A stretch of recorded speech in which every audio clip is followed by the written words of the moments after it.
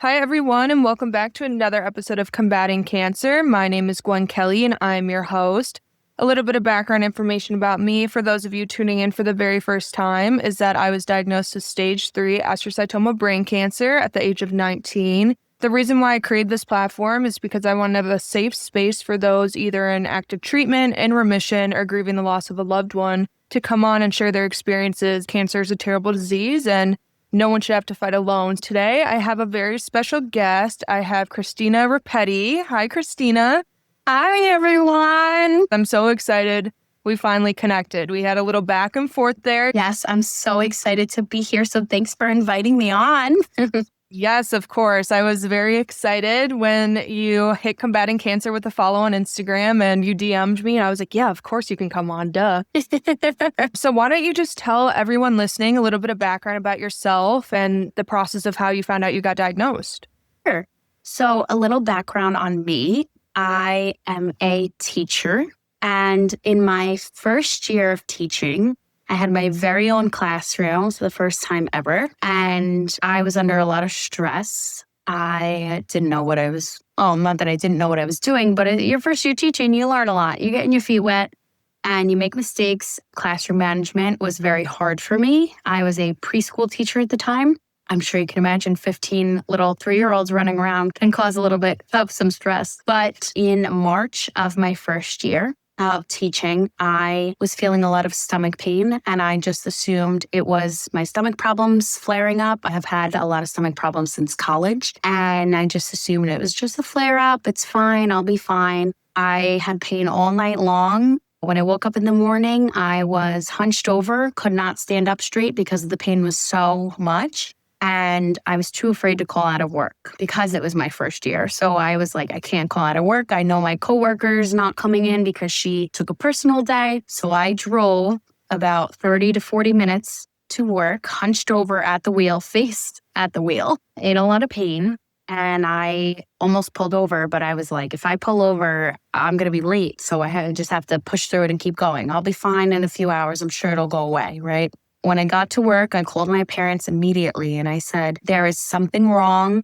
My stomach is killing me. We need to make a gastro appointment immediately. At the time, they were in Florida because we have a place there and they are snowbirds. So during the winters and the cold times, they fly over there. And so I hung up the phone and the kids started coming in. I spent the morning with them. When it was recess time, we were outside when I went in to use the bathroom. My aide stayed with them. It was time for them to come in, so they came in and we met halfway. I was at the staircase, at the bottom of the stairs, waiting for them. And one of my students came in running head first, yelling my name, Miss Repetti, and smacked me right in the stomach. And he didn't know that I was in a lot of pain. And so I fell to the ground and immediate tears coming down my face. And I took the kids into my room and I cried throughout my whole morning meeting, which consists of songs like the Days of the Week song and our affirmations. I am kind, I am loved, things like that. And I was crying throughout that whole time. And the kids were looking at me like I had 10 heads because why would she be crying, at this time? So I said to myself, I just have to get the kids down to yoga class. They had a 6-week yoga program. I said, I just have to get the kids down to yoga because the nurse is right across the hall. I didn't want the kids to know there was something wrong. I pushed through and I got them downstairs eventually. And I went across the hall and I was shaking and I couldn't stop. And I was crying. The nurse had me lay down on the nurse's table. She called down my principal. We called my parents. And the principal said, you need to go to the ER. And I said, no, I'm not going to the ER. I'm fine. It's just my stomach problems. It's fine. She said, no, you need to go to the ER. The nurse and my parents all agreed. My principal actually drove me to the ER because if we had called an ambulance, they would have taken me to a hospital that my parents did not feel comfortable me going to. So she drove me to a nearby hospital and I got there and my uncle, thankfully, was working from home that day. So he came on over and stayed with me for the first few hours. And then one of my brothers came and met me and my uncle left. And then my aunt ended up coming as well after many hours of waiting. I finally got a CAT scan. And I was so angry when the ER doctor came into my room. He gave me a look and I said, "What?" I threw my hands up in the air and I said, "There's nothing wrong with me." I was so frustrated after waiting so long, so many hours in pain and getting no answers. And he looked at me and he said, "Oh no, there's something wrong with you. You need surgery. You have appendicitis, and the surgical team will come downstairs soon to tell you the next steps and to get you prepped." So I said, "What? Appendicitis?" I had no other symptoms besides the stomach pain. Usually you'll get vomiting or fever. I had none of that. So I was confused. And my brother was with me at that moment. And so we called my parents and we told them I need surgery. And my parents said, "All right, we're booking the next flight out to come home." We got that news around 7 o'clock. And I didn't get into surgery until 11:30 because the surgeon was in another surgery. By that time, my aunt was with me. She stayed until my surgery was over. When I woke up around 1:30 in the morning, she said, "Surgery went well. Your appendix had actually burst." Wow. Yeah. And so I'm going to have to stay a few more days because they need to monitor me and put me on a heavy antibiotic so that I don't go into sepsis. So I said, all right. This was on March 11th of 2022. At the time, I was 22 years old. For the next few days, I was running fevers. So they just prolonged my stay. My parents, my brothers, my sister-in-law, everyone came to visit me in the hospital, which was really awesome and nice. And then about a week later, I had to go back to my surgeon's office to get my stitches checked and to make sure that, there was no infection starting and that everything was healing properly. So we scheduled that. But when I woke up the morning after surgery, the surgeons said to me, now this is all at 6 a.m. So you can imagine how bright-eyed and bushy-tailed I was. They said to me, your appendix, when we took it out, was abnormally shaped and the lymph nodes around it were all swollen. So we're sending them out for testing. And they said there is a less than 1% chance that it could be a tumor. So I said, oh, my odds are really good. Less than 1, I mean, come on. Light work. And then a week later at the follow-up appointment with my surgeon, he said, unfortunately, you have lymphoma.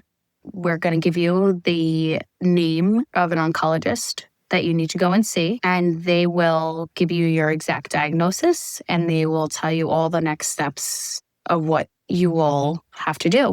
So for 3 days, we had to wait until I got an appointment. The doctors let me know that I had non-Hodgkin's lymphoma, specifically Burkitt's lymphoma, which is a very rare type of cancer. They did a bone marrow sample, which was painful, along with some blood samples. And then I had to get a PET scan done of my body to see if the cancer had spread. Thankfully, the results came back. There was no cancer in my PET scan anywhere else, and there was no sign of it in my blood or bone marrow. The doctors said that I was stage 1 and that at the time, after the surgery now, there was no cancer in my body, but the cells are still floating around. And if I don't do the chemotherapy, another tumor will form. So we first went through the fertility process. Oh, I know all about that. Well, It is not fun. It's a shock to the system when they tell you that. Yes. So I sympathize with you because it was a very grueling time. Yep. It was very hard on the body, but I am very fortunate and happy that I was able to do it and that I have that as my plan B, backup plan. Mm-hmm. That took about 2 weeks for me. The injections, I never want to look at an injection ever again. I had to do 3 times a day. And then I had to go into the office every other day to get blood taken and get an internal sonogram. They told me that they were looking to get 10 to 20 eggs, but I guess I'm very fertile because they got 42 eggs from me when they did the retrieval. I'm very happy about that. Okay, so you got your eggs removed. It was a brutal experience. And then what happened from there? Did you start treatment right away, or what was the action plan?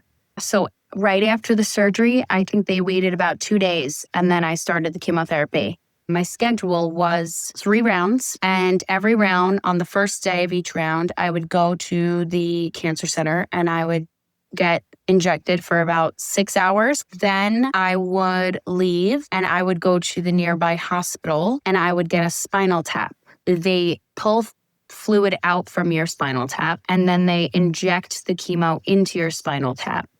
Now, the purpose of this was because my cancer, non-Hodgkin's lymphoma, is a type of blood cancer, and that could go to my head and to my brain and through my spinal cord and to my nervous system as well. So that's why they were injecting the chemo into my spinal cord so that it would hopefully prevent it from getting to those places. That in itself was very hard because spinal taps give you major migraines. So if I was not laying down horizontal, I would get a headache immediately. By the time I got to the bathroom, and the bathroom's right next door to my room, by the time I got into the bathroom, I would have an insane migraine across my forehead. For a shower, same thing. By the time I even walked to the bathroom to get into the shower, insane migraine, pounding. They prescribed me oxy for it, and 1 would do nothing for me, but 2 would knock me out. So I would push myself to wait, and I would stay horizontal as long as I could for most of the day. But I'd push myself to wait until about 1, maybe, and then I'd cave and I'd say, I can't do this anymore. And I'd take the medication and knock out until like 5, maybe 6. And then I'd wake up, eat some dinner if I was lucky enough to be hungry that day, and then head back to laying horizontal again for the rest of the night. These headaches lasted for a week and a half. So it was not fun to stay horizontal for that long. Each time, each round, it got worse. So I assume that's because the toll that the chemo and the spinal taps were taking on my body. And so that would be the first day of my chemotherapy. Then I'd go back the second day for another set of medications for about 3 to 4 hours. And then I'd be good until the next weekend. I would spend the whole weekend, Friday to Sunday, in the hospital. They had to monitor this certain chemo drug and make sure that I was getting enough the fluids afterwards. So that's why I had to stay a whole weekend. Every time I went, I had tons of visitors. My great friend Alex, who was actually in the new nursing orientation program. She was a new nurse starting at the ER there.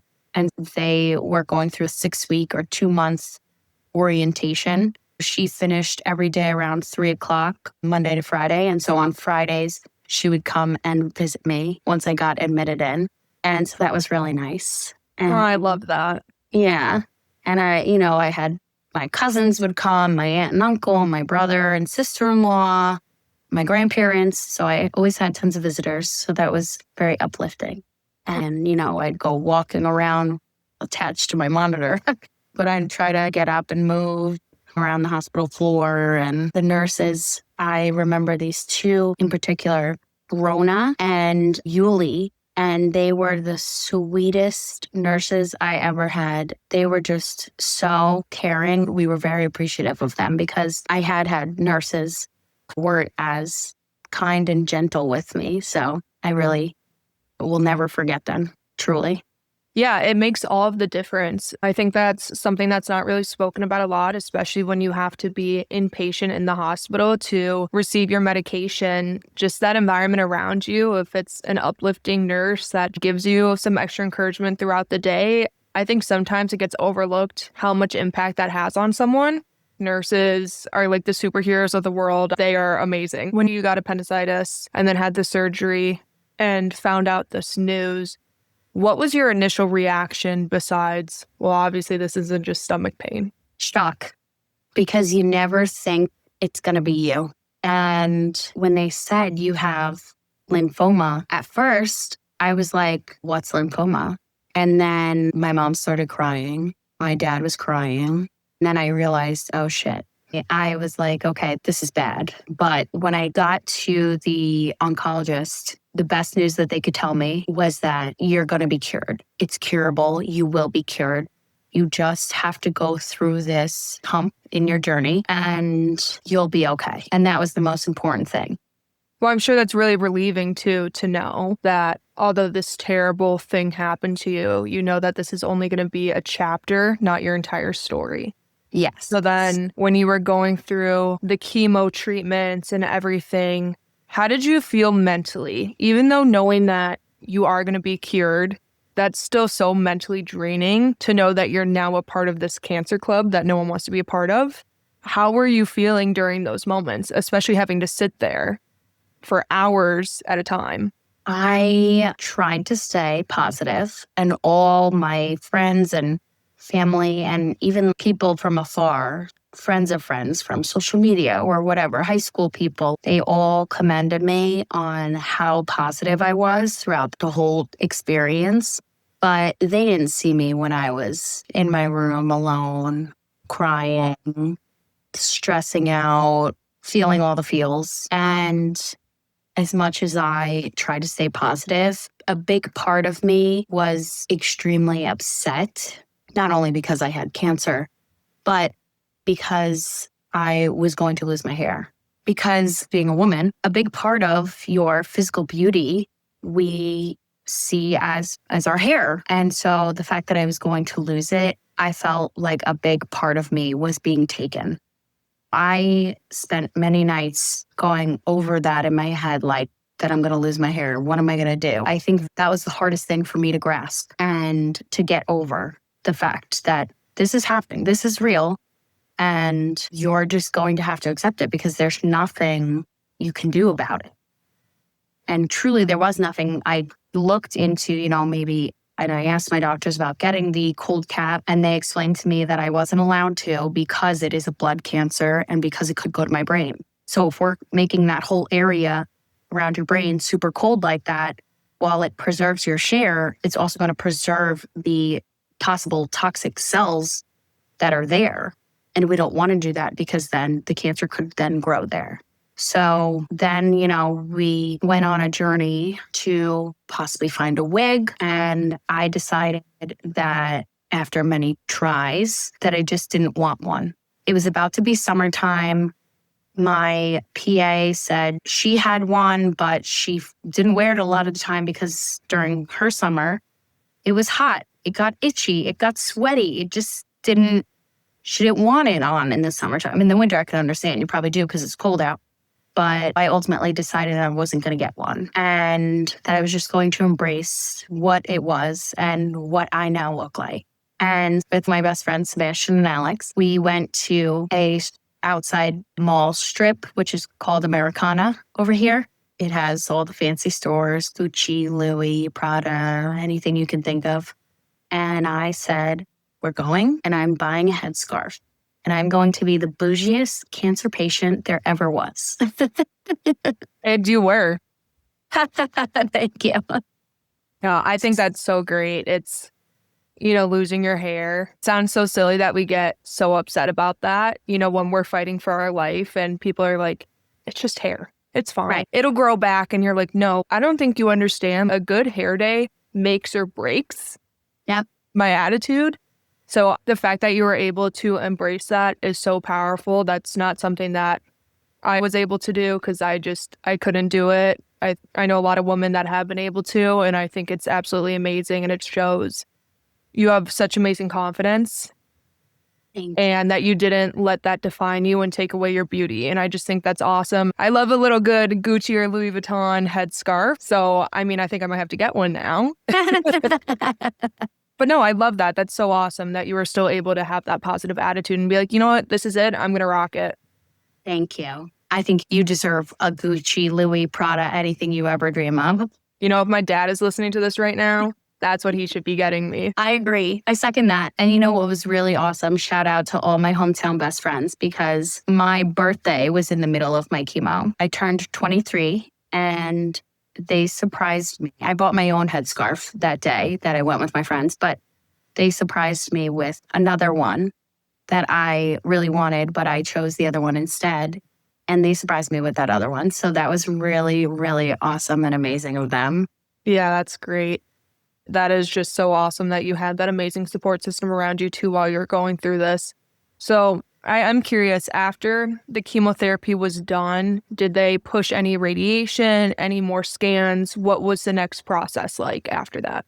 They didn't push any radiation. They did have me do one PET scan. And then they said every 3 months, you need to come for a checkup and you will get a PET scan. So that's what I did. And then after a few clean PET scans, they said, okay, now you can do PET scans every 6 months, but we still want to see you every 3 months. So I continued on with that. And after 1 year of seeing them every 3 months, they said, your PET scans are still clear. You can now push it to once a year PET scans, and you can see us every 6 months. And now I have been in remission for 3.5 years. Thank God. I truly say that he and my angels up above are what saved me. So, because they could have given me any diagnosis. They could have given me a death sentence. And I truly believe that they kept me here for a reason. I don't know what that reason is. I think it's so that I can stay here to help people, but who knows? That's so great. And I just love that you give the appreciation to God too, because he was my biggest rock through the entire thing, where I was like, okay, I made it through this chapter. I'm here. Now I can't wait to see what purpose he has for me. And it's just been amazing because I get to meet people like you and all these other guests on my show that just have such resilience and are literally the kindest people in the world. I always say that people that have gotten diagnosed with cancer, they could be so bitter and angry at the world, and they are genuinely some of the most sweet and wholesome people I've ever met, no matter the bad circumstances that have happened. So I am really appreciative to have met you. I just think you were amazing. And I do want to know, before we wrap things up, what would you say would be some of the best advice you could give someone going through a similar diagnosis? I would say that if you stay positive in a negative situation, you win. So everyone's dealt a certain card of hands, right? It's how you react to it, and it's what you do with it. You can be angry if you want, and you can stay angry the whole time and have a negative outlook on it. But in the end, that could hurt you more. What good does that do? Just being negative all the time. And so if you continue to think about the good and the light at the end of the tunnel and keep your hope, then in the end, you will win. And that doesn't necessarily mean you will win the battle, but you will go out on a happier note if that is the case. I love that. I'm putting that on a t-shirt right now. Or I'm going to use it for my next Instagram caption, inspirational quotes, and I'll text it. I love that. And I just want to commend you, because having to continuously hear about cancer and talk about it, whether it's your own story or other people's stories, I can imagine. I don't feel this way personally. I volunteer for the Leukemia and Lymphoma Society, which is now Blood Cancer United. I tell my story, and I've been their honorary hero in front of big crowds and share my story with anyone who will listen or who needs it. I can imagine for some people that it might bring them back to those bad times, and it might not make them feel so great, or it might just bring back bad memories that you might not want to think of. And that's okay. That is totally okay, because everyone is different. But I know that me being the sharer that I am, I feel that it's a rewarding thing to be able to help other people and to share my story. I commend you for doing this and hosting this for everybody and sharing everybody's stories, because we want the world to know that if they're going through this alone, we're here. We can relate, and we can come together as a community to support each other. When I was going through it, I had such a big support system, but nobody that I known had ever had cancer before. So yes, I leaned on my friends. Yes, I leaned on my family, and they held me up, but nobody could relate to the things I was feeling. The physical pain, the chemo fatigue, and the chemo brain caused me. And in that aspect, I did feel alone. So I wish that I had looked further for a community or a group or something. So I hope that if you're out there and going through it right now, I hope you try to find that community. I hope that you're able to hear these podcasts and take all this information in and know that we're out here. I will piggyback off of you and say that cancer is hard, and it's also very hard to be vulnerable. There's a lot of things that we go through during treatment that we don't like to say out loud. It can make us feel very isolating, and that's why I feel so honored to have good stories, sad stories, all different types of stories, different people, different ages to come on here and talk about their experiences. But at the end of the day, we all have gone through cancer, and we will always be connected through that. And just the fact that if I can help one person listening to this feel a little bit less alone, even with sharing your story and they're being like, oh yeah, I went through those similar emotions too, then that means the entire world to me. I agree 100%. About a year after my journey, I was at work one day and I was in the office. I was a summer lifeguard for many years. And I was just sitting in the office on break, and all these thoughts started coming to my brain. I decided to take a piece of paper and I wrote down all these thoughts, and they came out in the form of poems. A year after that, I found an editor because I just put them in my notes app. After I wrote them down on paper, I typed them into my notes app and I never thought about them again for another year. And then I stumbled upon them and I said, these are pretty good. So I found an editor and I got their thoughts. Do you think these are any good? Do you think you can help me spruce them up a little bit? They loved them. They helped me spruce them up. It is now in the form of a book. So I am very happy to share that I'm a published author. I hope that my book can reach as many cancer patients, cancer caregivers, nurses, family members, friends of those who've been diagnosed, because I've heard that it is very relatable and it takes you on a roller coaster of emotions in all about 22 minutes. It's a short poetry book, but it tells a good story and that you're not alone, just like you're doing with your podcast. You're not alone. We're here. And I encourage anybody to, if they want to talk or want to reach out, I encourage them to do so. When you, I'm sure you'll tag my Instagram, because I love to be able to connect with people over this so that I can help them through the process. I have helped FaceTime, texted, explained what is to possibly come in their future of their journey, any, symptoms that they are going to start to feel, and kind of prepare them or talk them through the process. I am open and happy to do so. But yeah, and my book can be, if anybody is interested in buying it, it is available on Amazon, and it is titled So You Have Cancer by Christina Repetti. And I am about to go purchase that right now. Thank you. And I will be leaving a review on it as well. Oh, please do. I love the feedback. So please do. Well, thank you so much again for coming on. You're amazing. Congratulations on being in remission and being a published author. I will make sure to link all of your information down below. So everyone go buy that book. Thank you. I really appreciate it. You're an inspiration. I love what you're doing. And please never stop. Thank you. I appreciate that. Well, that is today's episode of Combating Cancer. As always, please feel free to share this message to anyone who you think may need it. My door is always open. If you or someone you know want to come on, share their story, or have a business inquiry, please feel free to reach out to me. As I said, I'm an open book, but I will chat with you guys next Wednesday.